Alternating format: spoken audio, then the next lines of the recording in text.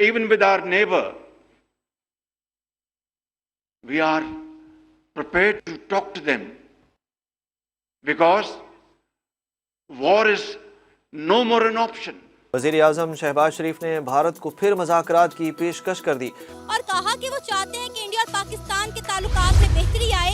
इतना लेवल गिर गया है कि वो आपको देखने के लिए तैयार नहीं है और आप जो है ना वो उनके तलवे चाटने के लिए इतने हद तक गिर गए हैं। टाइम मैगजीन में एक इकोनॉमिस्ट हैं जो कोलंबिया यूनिवर्सिटी के प्रोफेसर है, उन्होंने भी लिखा है कि चाइना को क्रॉस करेगा भारत अगले 15 सालों में।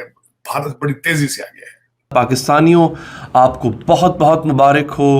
आपके लिए बड़ी अच्छी खबर है, पेट्रोल को 20 रुपए मजीद महंगा कर दिया गया है। सिर्फ पेट्रोल ही नहीं, गुज़िश्ता चंद दिनों के दौरान बिजली, गैस, LPG समेत दीगर जरूरी अशिया की कीमतों में इजाफा भी IMF मुआहदे की ही कड़ी है। आपकी नजर में ऐसी क्या वजह है कि मोदी साहब से इस वक्त शहबाज शरीफ मिलने के लिए जो है वो मरे जा रहे हैं और मोदी साहब उनको वेटिंग लिस्ट में डाल के रखे हुए हैं? आपकी 80% से ज्यादा आबादी डिफॉल्ट कर चुकी है। उनके घरों के चूल्हे अब बहुत मुश्किल से गर्म हो पा रहे हैं। We had 3 wars fought in the last 75 years. And what happened? I'm being very honest with you. It generated more poverty, unemployment. Hello friends, जय हिंद। हिंदुस्तान स्पेशल में आपका स्वागत है। दोस्तों, पड़ोसी देश पाकिस्तान की तरफ से भारत को बातचीत का ऑफर आया है। पाकिस्तान के प्राइम मिनिस्टर शहबाज शरीफ ने कहा है कि युद्ध कोई विकल्प नहीं है और वह भारत से बातचीत करने को तैयार है।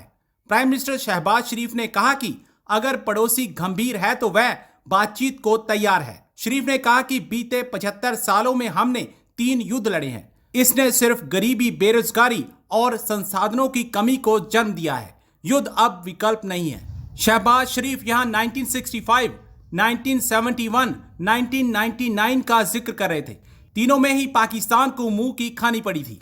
पाकिस्तान की तरफ से बातचीत की पेशकश ऐसे वक्त में आई है जब वह खुद अंदरूनी खतरों से जूझ रहा है।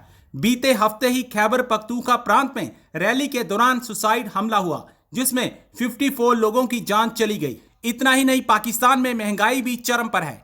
अब पाकिस्तान भारत के आगे बातचीत के लिए गिड़गिड़ा रहा है। ये मुलाकातें वहाँ पे करें, वहाँ पे ये उनसे ख्वाहिश जाहिर करें। पाकिस्तान के लिए, पाकिस्तानियों के लिए कुछ ना करें, इससे कुछ भी नहीं होने वाला। पाकिस्तान का मोरल डाउन होगा। हमारी मोरालिटी को ये डिस्कस कर रहे हैं। ये आप देखें, क्या मोदी ने ख्वाहिश जाहिर की है कि आओ मैं तुम्हें गले लगाना चाहता हूँ? क्या मोदी ने बोला है कि आओ मैं तुमसे मिलना चाहता हूँ, चलो सफारती ताल्लुकात को बेहतर करते हैं, चलो आओ बैठो सफारती ताल्लुकात के साथ साथ कश्मीरी ताल्लुकात को बेहतर करते हैं? आपको पता है कि ज्यादातर ममालिक ने पाकिस्तान को आइसोलेट कर दिया है, पाकिस्तान को कट ऑफ कर दिया है। मतलब आप देखें कि ज्यादातर अगर कंट्रीज देखें हम तो उनके इंडिया के साथ तो रिलेशनशिप बड़े अच्छे हैं। वो ट्रेड भी कर रहे हैं, मिल भी रहे हैं, मीटिंग्स भी कर रहे हैं, लेकिन पाकिस्तान को ना तो इन मीटिंग्स में बुलाया जाता है, ना ही कोई पाकिस्तान के साथ ट्रेड करना चाहता है। वो इन चोरों की वजह से है, वो इन बदमाशों की वजह से है। आपकी नजर में ऐसी क्या वजह है कि मोदी साहब से इस वक्त शहबाज शरीफ मिलने के लिए जो है वो मरे जा रहे हैं, लिटरली मरे जा रहे हैं। हर एक की मिन्नतें कर रहे हैं कि किसी तरह मेरी मोदी से मुलाकात करवा दे और मोदी साहब उनको वेटिंग लिस्ट में डाल के रखे हुए हैं। उन्होंने तो नहीं कहा कि वो उनसे मिलना चाहते हैं। आपको पता है कि यहाँ पर मोदी जब आए थे जाती उम्रा में तो वो किस गर्ज से आए थे? सही है, मैं उस बात में मैं डिस्क्लोज नहीं करना चाह रहा। ये बेसिकली उनके साथ जरा कुछ झप्पी वप्पी का सीन करके अपना पोर्टफोलियो बनाना चाह रहे हैं कि जब नवाज शरीफ साहब पावर में थे, वजीर आजम थे, तो तब मोदी को उन्होंने झप्पी डाली थी। मैं भी अपना पोर्टफोलियो बनाऊं। आप उनके सामने जो है ना भीख मांग एज इट इज अपनी रूटीन कायम रखते हुए कि जी इम्पोर्टेड हुकूमत हमने जो है ना वो पूरी दुनिया के सामने भीख मांगनी है कि जी हमें खुदारा जो है ना वो थोड़ा सा स्टेबल करें, हमें थोड़ा सा वो चंदा दे दें ताकि हम अपने जो है ना वो ताल्लुकात बेहतर कर सकें या हम अपना थोड़ा सा टाइम मजीद गुजार सकें। अच्छा, कभी आपने ये सुना कि इंडिया भी इस चीज की डिजायर रखता है कि वो पाकिस्तान के साथ ताल्लुकात को बेहतर करना चाहता है या पाकिस्तान किसी प्राइम मिनिस्टर से मुलाकात करना चाहता है? इतना लेवल गिर गया है कि वो आपको देखने के लिए तैयार नहीं है और आप जो है ना वो उनके तलवे चाटने के लिए इतने हद तक गिर गए हैं। तो किसी को साथ मिला रहे हैं कि काइंडली खुदारा हमें जो है ना वो थोड़ा सा जो है ना इनके साथ हमारा करवा दें ताकि हम जो है ना वो थोड़ा सा वो करके हमें थोड़ा सा टाइम गुजर जाए ताकि हम जो है ना थोड़ा वो कर लें। बंगालियों से सीख लें भाई, आपका हिस्सा थे। पाकिस्तान की मूवमेंट बंगाल से शुरू हुई थी।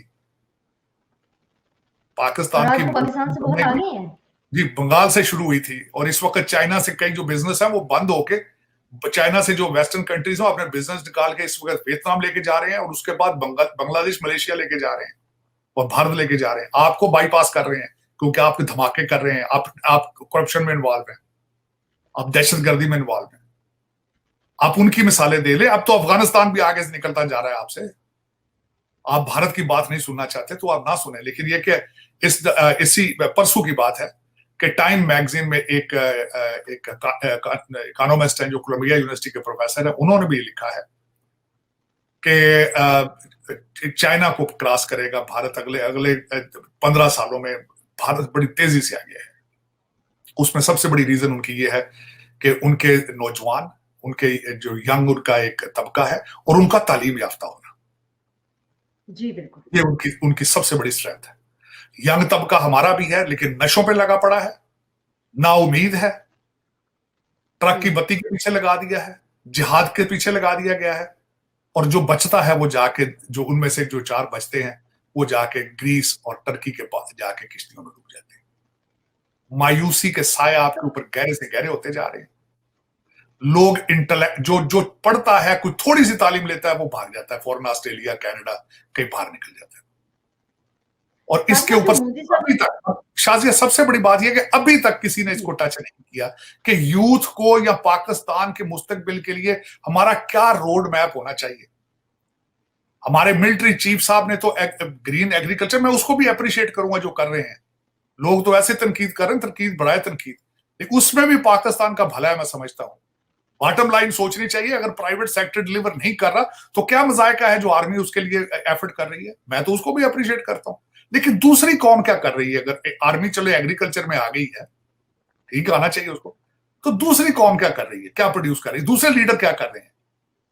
जो दुबई में डीलों के लिए बैठ गया, पाकिस्तान की इकोनॉमी की बात क्यों नहीं करते? ये अमीरुल मोमिनीन कहते हैं जिहाद है करना है, हमने जिहाद करें, इस जिंदगी से मौत अच्छी है। बताए ना इकोनॉमी का क्या करेंगे भाई, इकोनॉमी का क्या करें?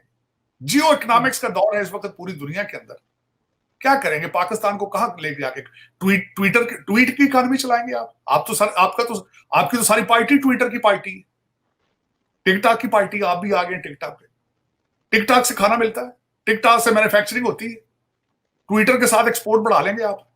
कुछ कोई अकल को हाथ मारे कि इस कौम को यार को प्रैक्टिकल चीज बताओ, कोई इंफॉर्मेशन टेक्नोलॉजी के बारे में बताओ, कोई आर्टिफिशियल इंटेलिजेंस की बात करो, कोई मैन्युफैक्चरिंग की बात करो। मैन्युफैक्चरिंग से साजिद साहब, बहुत सारे ऐसे लोगों से बातचीत हुई तो उन्होंने कहा कि जब हम लोग ट्रेड की बात करते हैं तो जो मटेरियल दिखाया जाता है, जो सैंपल भेजा जाता है वो डिफरेंट होता है, और जब आप ऑर्डर ले लेते हैं तो वो उसकी क्वालिटी जो है वो बिल्कुल ही थर्ड क्लास क्वालिटी जो है वो दी जाती है।